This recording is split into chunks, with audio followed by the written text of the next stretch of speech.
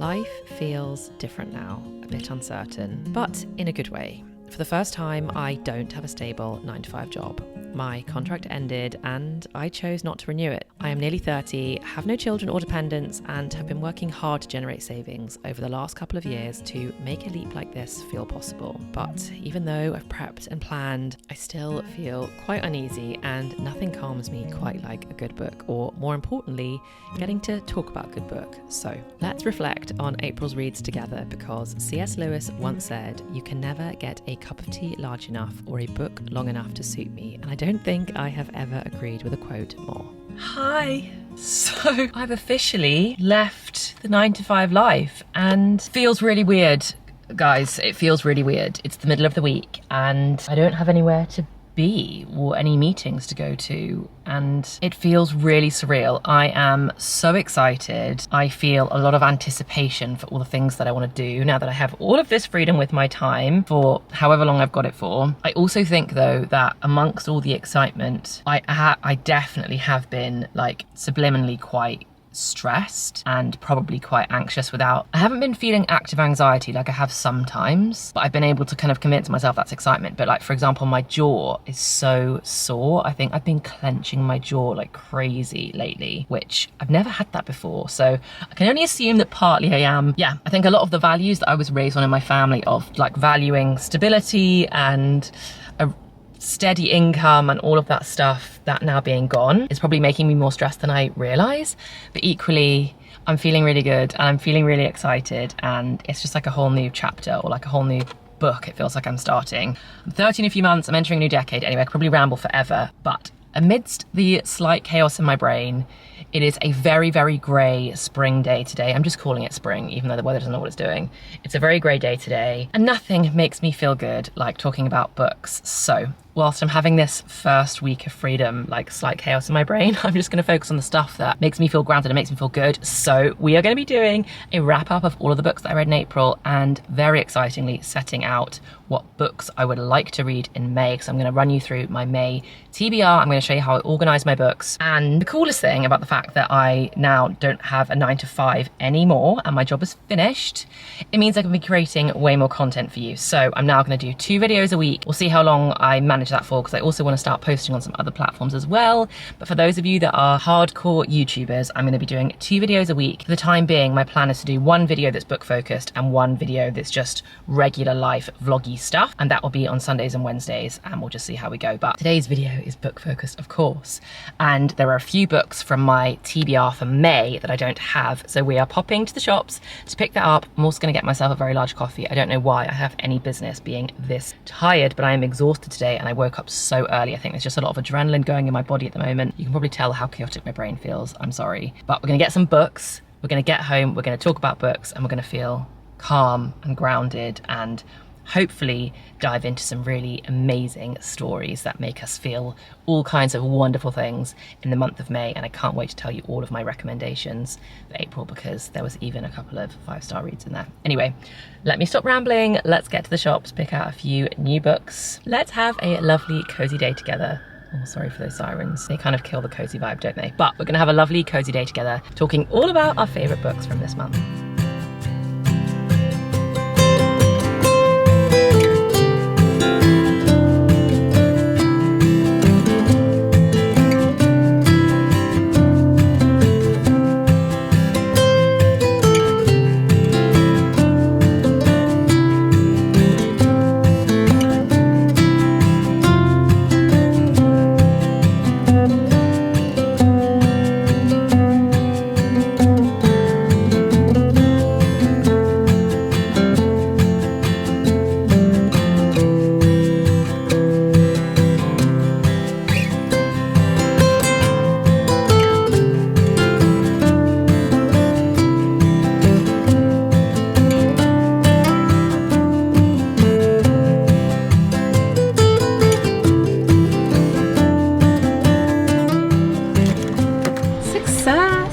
I got all the books I wanted, and even a couple of bonus ones which were not actually on the list, but I've got them anyway because I have no self-control now, and one of my favorite things to buy is now books. But anyway, let's get home. I'm so desperate for a massive coffee and we can talk through what I got.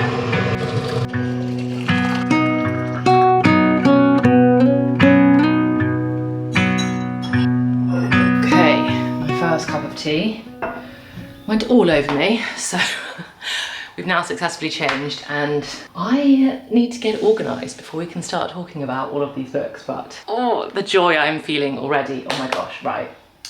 Let's sort all these books out. Okay, right, we've got ourselves a cup of tea. If you haven't got yours, pause this, go grab yourself a drink, because this is about to get cozy. Right, I also need to plug my phone in actually, because it's gonna die. And the second thing I definitely need is my Notion. I know I've said I'm gonna do a Notion tour of how I organize my life on there, and I'm nearly there. I just genuinely can't bear to give you advice on how to use something that I don't feel like I know how to use yet. It just would feel really just wrong. So as soon as I feel like I've actually cracked it and I can give you some useful tips, I will. But let's first look at the one thing on Notion I have definitely cracked, which is how I like to organize my reading. So for the month of April, oh, see, this is what Notion is good for. I realized I was missing one. Okay, let's go again. In the month of April, I read 11 books in total, or I suppose you could say 10 and a half or 10 and 3/4, because I actually did DNF one about 75% of the way through. 10 and a half books for me is like loads in a month, like genuinely loads. I'm not quite sure how that even happened, but it's been a great month and they've all pretty much been exclusively one genre. So the first couple of books I read in April, I literally started books on the 1st and ended them on the 30th of this month, which is also feels very bizarre, but I began my month with reading the end of my Sarah J Maas journey. I finished the month reading the Crescent City series. I have got the paperback covers of House of Earth and Blood and House of Sky and Breath, and I'm waiting. I didn't buy Flame and Shadow in hardback because I just think that these paperback covers are so beautiful. I'm determined to have the paperback of Flame and Shadow whenever that comes out in like a year or whatever. But these are the first 3 books I read. If you have read the other Sarah J Maas books in her other universes, so the Akatar series and the Throne of Glass series, then this is the series that you should read, in my opinion, third after those first 2. And this is set in an entirely different world, and a world that can feel like quite a shock to the system after you've read those first 2 series. So the Crescent City universe, the Crescent City world, blends technology, like modern day technology, with like the magical fantasy elements. So it was definitely a bit weird for me when I first started reading it, and I was reading all about phones and bars and going clubbing and computers and laptops and CCTV footage and scientists. But just like everything else that Sarah has written, I absolutely loved this series. For me, this was a 5-star series if I'm jumping straight to the rating. If I had to rank them individually, potentially I would give the first book slightly less. It's so hard to say that. The reason I would give it slightly less is because it did take me a good chunk of the book. Like I probably had to get a good third of the way through before I really started to pick up with it, because the world building is, for me it was anyway, very complicated, quite complex, lots of things to wrap my head around, and it took me a minute to get into it. But it's so hard to dock at any points because the ending was so fantastic for me that I just loved it. But all of these first 3 books follow Bryce, who is a bit of a party girl, and there ends up being a really brutal murder in her city, and she basically ends up trying to hunt down the murderer with a fallen angel called Hunt when some murders start picking up again. So the first book is really like a murder mystery book, which was also a bit of a shock to me, but I genuinely just absolutely loved it. Sky and Breath and Flame and Shadow, in true Sarah fashion with her series, you get to meet so many more characters as the series progresses, and I loved all the multiple points of view. I always care about all of the characters. I know that some people say that there are some of the like supporting characters that people really struggle with. I thought they were all absolutely fantastic. And the third book, Flame and Shadow, oh, Rune Dannon is just, I'm just obsessed with him, and I just love the depth of all the characters. So for me, Crescent City was what I started my month with at the beginning of April. 5-star, 100% loved. If you're just starting out or you're halfway through your Sarah J Maas journey and you are feeling like you're going to be grieving quite a lot when Throne of Glass ends, don't get me wrong, that is a grieving period, but Crescent City is truly fantastic, and definitely 100% you must read it, and let me know what you think after you do. So after those 2 is when the hard work really began. Literally last week's video was me reading fantasy for a week, so some of these books you will have already seen my thoughts on as I was reading them, so if you want to see me reading these books live, you can go and watch the reading vlog. But the next book I read straight off the back of Sarah was Bride by Ali Hazelwood, and I Really recommend this as a follow-on from that world. It might feel like a little bit of a weird one, and if you want to continue to scratch the exact same itch that Sarah's worlds do, then this isn't the right book for you. But for me, I knew that nothing was going to come close, and I needed to just take a complete detour and read something very different. So this is vampires and werewolves. It is no more fae. I loved the writing, I loved the romance, I loved the tension, and I loved just like the witty banter dialogue. It was just genuinely funny, and I rated this book 4.5 stars. Next up, I read The Serpent and the Wings of Night by Carissa Broadbent, and this is much more along that SJM vibe. This is a Hunger Games style plot. There's a competition, and it follows Araya, who is the daughter of the vampire king of the town, city, universe, the town or city that they're in, and she basically has to compete, and it's a similar Hunger Games situation where people die killing each other, and as a result of the trials in the Hunger Games kind of vibe, and whoever wins the competition gets a wish from the god of the realm. So she wants to win the wish, and so she meets characters along the way, and she meets Rain, who is the love interest of the book. And again, I really liked the banter between them. I liked the tension. This has quite a similar level of spice to SJM's books as well, I would say. So there is some spice in there, which I also thought Carissa Broadbent wrote really well. Overall, I would give this 4 stars. I raced through it really quickly. I couldn't put it down, but I did struggle with some elements of it, and the writing for me wasn't nearly as good as SJM's or as Ali Hazelwood's, for example. I then went on to read the sequel of The Serpent and the Wings of Night, The Ashes and the Star-Cursed King, and for me, this is just where it all went wrong. I still don't know why. There is no real reason why I should have struggled so much with this book, considering I gave the first book 4 stars. And when I was reading this book, it made me like the first book less, which is such a shame, because I've since had time to reflect and go, actually, no, I genuinely enjoyed the first book, and I would recommend the first book. The second book, however, I had to DNF, and the fact that I DNF'd at 75% means that I really did everything I could. I downloaded the audiobook on Audible to try and do that, and just nothing could get me through it. It just felt like a completely different thing to me, and the twist at the end of the first book was so good that I really wanted to read the second. But yeah, you can go and watch my other vlog to hear me rant about why I really struggled with this in more detail. But overall, I found the writing a real struggle, and I felt like the way the characters were behaving just didn't make sense, and they just weren't in alignment with how they were in the first book. I also really hate it when in a series you just completely neglect some of the secondary characters in a book, because I think they always add so much richness.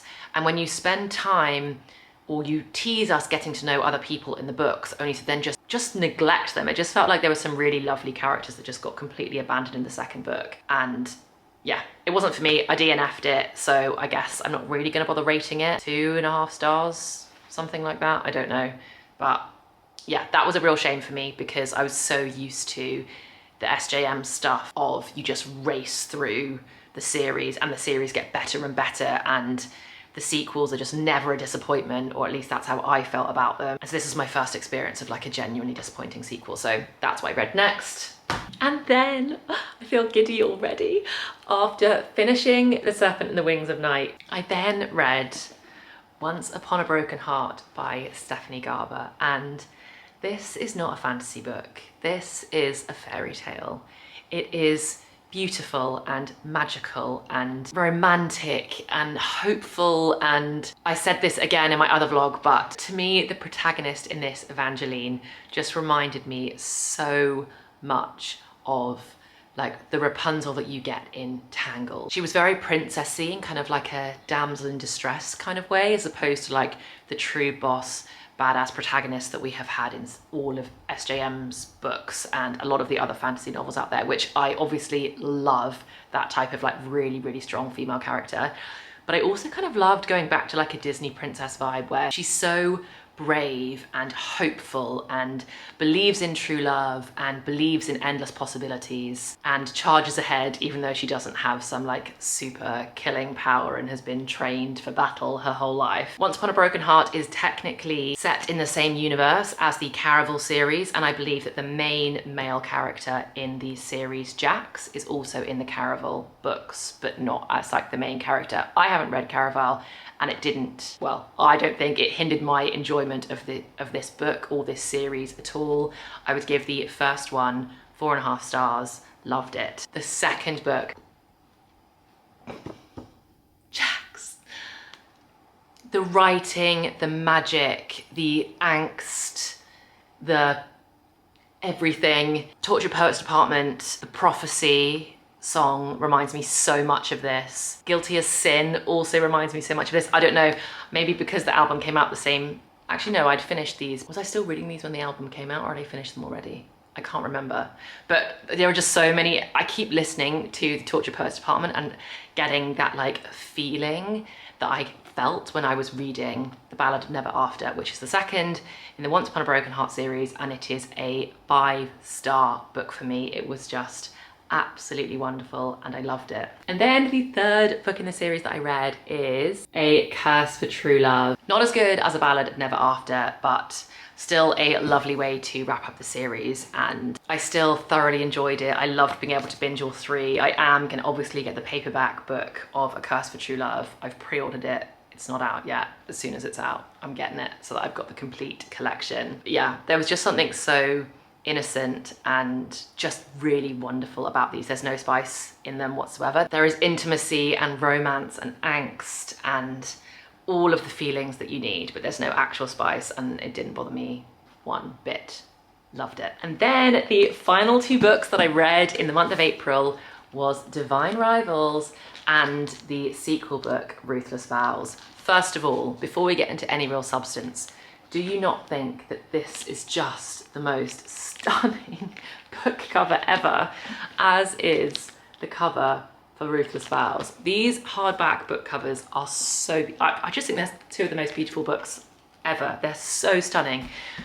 Okay, now to talk about the content. Divine Rivals, a very similar feeling to that I got from Stephanie Garber's Once Upon a Broken Heart series. This book is so intimate and romantic. It's an enemies to lovers storyline. It follows Iris and Roman, who are rival journalists. There is a war going on amongst the gods and they become war correspondents. And even though they are rivals at the newspaper that they work for, they end up becoming connected by magical typewriters, and this is a story filled with beautifully written love letters. It is so, as I said, just intimate and romantic and wholesome and wonderful, and it was a total 5-star read for me as well. This has been such a successful month of 5-star reads, and maybe my opinions about some of these books will change over time and I'll dock them down from 5 stars, but honestly I just really don't think so. This book was absolutely beautiful and I really, really, really strongly recommend it. Unfortunately, and like, I can't tell you how much, like this is, ugh, it breaks my heart. I hate this feeling. But I was really disappointed with this book. This one hits really hard. The Serpent and the Wings of Night to me was like not that deep. So the fact that I didn't love the second one wasn't that big of a deal. The first one I just kind of raced through, like action packed, enjoyed it, whatever. But like this book truly has a piece of my heart, and the fact that I feel like I couldn't properly enjoy completing Iris and Roman's story in this book is so disappointing to me. This book reads like Rebecca Ross got feedback that she needed to add more world building to the story, and she needed to talk more about the gods that were at war with each other, and she took that criticism or feedback to heart and just went all in, and it felt like a completely different book. It's like all of a sudden she was like, oh okay, let me tell you all about the world now and let me talk all about the gods, and the gods started like entering the chat and they all of a sudden had points of view, and the amount of Iris and Roman that we got was significantly depleted. I mean, even the front covers to me are so misleading. Like, that's such an intimate romantic picture, and I just feel like Roman and Iris, well, they're basically never together in it. Like, they're always off doing separate things, and I'm like, no. The volume of all the love letters also completely just plummets, and it felt really lost. It felt really lost. It felt really lacking, and I found it really hard to get through. I pushed through it for Roman and Iris' sake because I was determined to get through their love story. Even the ending was just really flat. I found it really flat. So maybe 3 stars I'd have to rate the sequel, but this book is so beautiful. I really recommend it. But I can understand whether I've already shot myself in the foot for you guys reading this one, because the follow-up was such a disappointment for me, but I promise reading the first book is worth it. And there we have it. Those are all of the books that I read in April. The fact that I basically had like House of Sky and Breath, The Ballad of Never After, and Divine Rivals, and House of Flame and Shadow, 4 5-star reads in a month. Is that insane? To me, that feels insane. It was a good reading month. So now for the fun bit, let's talk about May, because as fabulous as April was, there is one thing that was abundantly clear from my reading from April. It was all one genre. All one genre.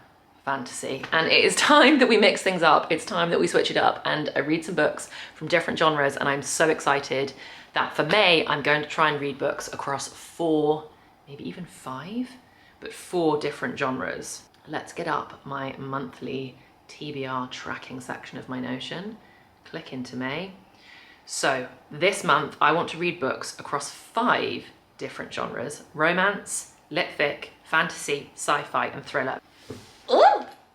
And this is the pile of books that we are choosing our May TBR from. Okay, let's start with romance. So for romance, I went to the shops today, and one of the books that I bought today was actually Wild Love by Elsie Silver. Now, I haven't read any of Elsie Silver's books, so this was a little bit of a premature purchase, because I know that this book, Wild Love, is a brand new series, but it is set in the same world as the Chestnut Spring series. But it had a half price sticker on it, so I took my opportunity and I bought it, because whenever there is anything on the half price shelf that I know I want to read in the future, I buy it. So I'm actually not going to read Wild Love in the month of May. I'm going to start at the beginning of the Chestnut Springs series, which I haven't read before. So I'm going to start with the first book of that series, which is Flawless. Now, my understanding is that the Chestnut Spring series, they're all romance books. There's 5 of them. And I think Flawless is like a cowboy romance kind of vibe. No idea if cowboys are my thing. We're gonna find out, but I'm very excited to read it. I haven't read just a pure like romance book in so long, like actively years, I would say. I haven't read like a proper romance. And I know that so many of the books I've read over the last couple of months have been romantasy, but I'm really looking forward to reading more of like a contemporary romance that's not in a make-believe world, but in a real life world. So that is what I'm gonna start with. And then I would also like to read one other romance book in the month of May, and I'm gonna leave that as a TBC type situation. I would love to read an Emily Henry this month, if I can get to it. I bought Happy Place a couple of weeks ago, which is still on the list. And then today I picked up Funny Story, which is her new release. It feels so cheeky of me that I'm buying new releases when she has loads of other books that are out, and I haven't read any of those yet either. But also look at how pretty this is. Look at the sprayed edges. They are so stunning. It's like blue and it fades all the way around to orange. So lovely. So I would love to read an Emily Henry, but however ridiculous this makes me, I do care about the covers. And I do really like the vibes to be right when I read a book. And to me, Funny Story, cocktails in hand, and Happy Place, lying by the pool, I have to wait till summer. I can't be reading these when it's grey and pouring with rain outside. But I feel like a cowboy romance, this is obviously not the actual book, but a cowboy romance, I can get behind reading that when it's grey outside. So I think I'm gonna save Emily Henry for when the sun comes out. If the sun doesn't come out in May, I don't know who I've got to have words with, but I'm gonna be having words. So hopefully the sun's gonna come out in May and I'm gonna be able to dive into some sunny, holiday Emily Henry reads. But let me know in the comments which Emily Henry book you think that I should start with. I actually really wanted to start with Book Lovers, just because that was a recommendation from one of you guys, but it was in the shop, so I couldn't get that one. But let me know which Emily Henry book you think I should start with when the sun eventually comes out and I can start. So I'm thinking 2 romance books for the month of May, an Emily Henry and the first Elsie Silver. The next category is literary fiction, lit fic, and that is where I would love to read Carrie Sotomayor's Back. Also very sunny though. I'd also very much like to wait till the sun is out for this one. If you haven't read The 7 Husbands of Evelyn Hugo or Daisy Jones and the Six, both are brilliant, brilliant books. I have no idea which one I preferred more. Maybe actually Daisy Jones, I don't know, but both were probably 5-star reads for me. Maybe I'm being too positive with all my book reviews, guys. How can all the books I read be 5 stars? But anyway, if there is any hope that Carrie Soto's Back is as good as The Seven Husbands of Evelyn Hugo or Daisy Jones and the Six, I know I'm going to love it. So I'm very excited to read this, and this is going to be my literary fiction or my lit fic book for the month of May. Okay, fantasy. I'm not going to talk about it too much because I don't know the answer to my own problem, and it's one of those things that I'll just sit and blab about it for too long, and I just need to make my own mind up separately in a quiet corner. But I've got 3 options for the month of May for which one, maybe 2. I don't know how much I'm going to get to read this month. Fantasy books I get to read. So my options are Fourth Wing. I know you guys keep telling me to read it. I will read it. I don't know what my hesitation is. I think the hype is my hesitation. I need to talk myself down from the hype and then I can enjoy it. But Fourth Wing is one option. My other 2 options are Powerless by Lauren Roberts. I actually read the first 5 pages of this the other day and then like quickly shut the book. And I don't really know why, because I actually quite liked the beginning and I was like, oh no, I don't know, I just don't feel ready for this. And I also know that, I think Reckless is the next book, and that is coming out, is it in the summer? No, maybe not. Maybe this summer. Soon, it's due, the next book. And I've also read that there's quite a big cliffhanger at the end of this book, which makes me feel as though maybe I should wait so that I can binge them, because I want to be a series girl. I love series so much. I'm so disappointed when they don't work out. So I'd love to be able to binge this one, then the next one. So tempted to leave that one. And then the book that I bought today is Six of Crows, because I've heard such fantastic things about Six of Crows. I also really want to watch the Shadow and Bone Netflix series, which brings me on to what my fingers are covering. I so nearly didn't buy this book because of this god-awful Netflix sticker. I didn't know I was so superficial about how books look, but it's definitely proving to be a bit of a trend. But it doesn't come off and it's so ugly. And they all have it and there seems to be nothing I can do about it. Anyway, apparently the Netflix show is really, really good. Apparently the Found Family is great. People say that it's kind of like Ocean's 11 meets Game of Thrones kind of a vibe. Sounds fantastic to me. So potentially we'll also start Six of Crows or Fourth Wing or Powerless. Maybe I'll do Fourth Wing, guys, and just like make you all happy, because I know you keep telling me to read it. So maybe I will do Fourth Wing. But one of those 3 will be the choice for the fantasy section. Let me get organized. And then up next is sci-fi. I am so excited to read Red Rising. It's going to be my first ever sci-fi book. I have heard so many fantastic things about this book. People just say it blows your mind. And this seems to be a very male appreciated book. Like all of the men in my life that have read this book, it's like one of their favorite books ever, ever, ever. So if you want to be reading any of your fairy, fantasy, smut, or or cowboy romances, and you need a man in your life to be reading whilst you're reading, maybe recommend Red Rising, because they all say that it's absolutely fantastic. So I'm very, very excited to read that as my first ever sci-fi. No doubt about that whatsoever. And then the final category, which is thriller. Now, I actually am not sure I've really read many thriller books. I did read Verity by Colleen Hoover. It's the only Colleen Hoover book I've read, and probably the only one I will ever bother to read. And it was kind of weird, to be honest. I'm not gonna review it. It was weird. And I kind of like scary things on TV-ish. I'm a bit pathetic about things that are gonna haunt me and stay with me forever. Like, I do get scared quite easily. Which is why YA thriller, to me, sounds like one of my most perfect genres.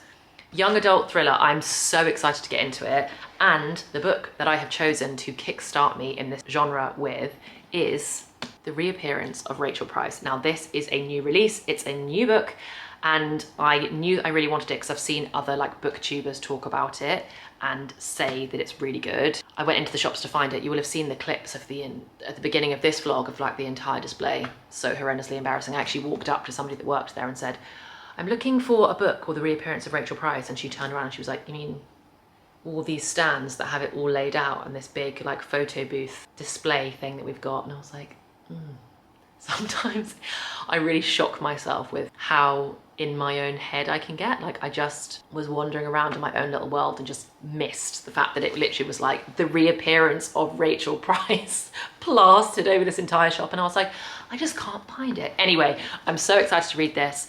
My first YA thriller. I feel like it's going to be a really fun genre for me. I'm really excited about it. I've heard really fantastic things. I might even have to read this one quite early in the month because I'm so excited to try a new genre. That is all of them. So my current TBR, depending on how many of each genre I read, is 1, 2, 3, 4, 5, 6. Is 6/7. Oh my gosh, there's a cat in my window. Oh, that was terrifying. That feels manageable. We did 10 in April, and I don't know if it's necessary to read 10 in a month again. That feels like quite a lot for me. But I'm feeling very, very excited about this list.